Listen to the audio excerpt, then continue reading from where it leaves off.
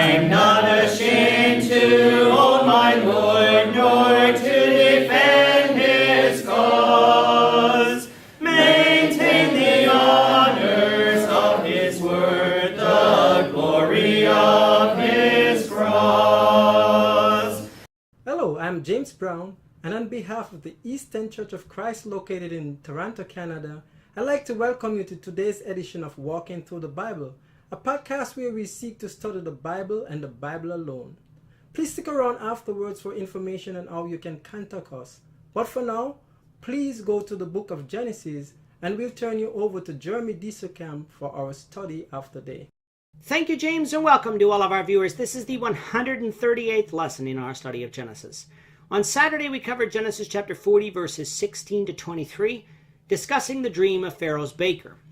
If you missed that episode and would like to watch it, you can find it and all of our other podcasts on our website at www.eastendchurch.org. You can also find them on our YouTube channel at www.youtube.com/EastEndChurchOfChrist under the Walking Through the Bible Genesis playlist. Today we're going to begin with Genesis 41 verse 1 and read through verse 13. The text that you'll see on the screen is from the English Standard Version, but you're welcome to follow along with any version that you have. So let's now read Genesis 41 beginning at verse 1. After 2 whole years Pharaoh dreamed that he was standing by the Nile, and behold, there came up out of the Nile 7 cows attractive and plump, and they fed in the reed grass. And behold, 7 other cows, ugly and thin, came up out of the Nile after them, and stood by the other cows on the bank of the Nile. And the ugly, thin cows ate up the 7 attractive, plump cows. And Pharaoh awoke. And he fell asleep and dreamed a second time. And behold, 7 ears of grain, plump and good, were growing on one stalk. And behold, after them sprouted 7 ears, thin and blighted by the east wind. And the thin ears swallowed up the 7 plump, full ears. And Pharaoh awoke, and behold, it was a dream. So in the morning his spirit was troubled, and he sent and called for all the magicians of Egypt and all his wise men. Pharaoh told them his dreams, but there was none who could interpret them to Pharaoh. Then the chief cupbearer said to Pharaoh, I remember my offenses today. When Pharaoh was angry with his servants and put me and the chief baker in custody in the house of the captain of the guard, we dreamed on the same night, he and I, each having a dream with its own interpretation. A young Hebrew was there with us, a servant of the captain of the guard. When we told him, he interpreted our dreams to us, giving an interpretation to each man according to his dream. And as he interpreted to us, so it came about. I was restored to my office, and the baker was hanged. Many times in Genesis, we have either had to speculate as to how much time has passed, or group together many readings in order to calculate how much time has passed. Not so in this case, for we're told 2 years have passed. Now recall from chapter 40 how Joseph asked the chief cupbearer to remember him when he was restored to his office so that Joseph could get out of prison. But alas, the cupbearer forgot. Now we're not exactly told why he forgot, but perhaps it was God's providence he forgot. If this is the case, why would God act in this way?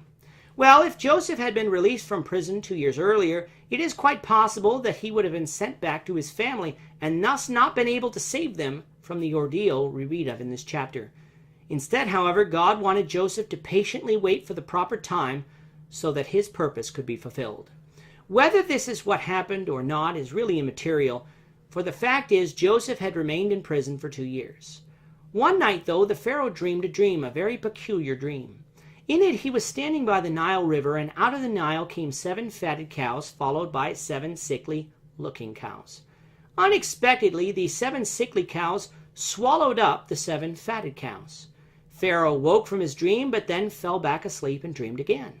In his second dream, he dreamed about ears of grain.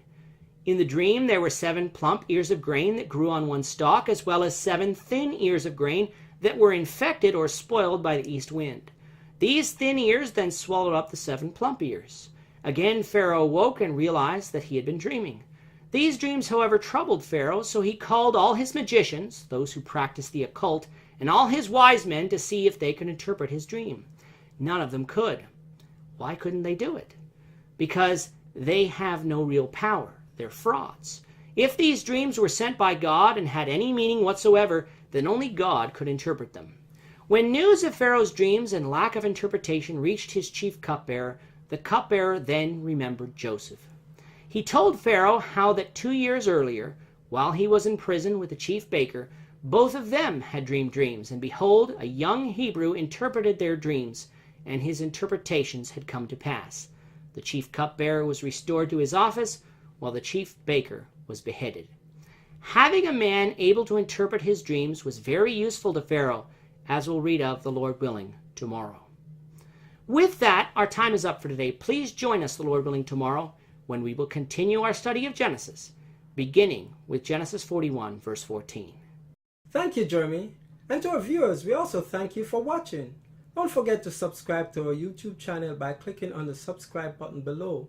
Should you have a question or comment, please leave them below or email them to answerintheword@gmail.com. We'll try to respond to you as quickly as we can.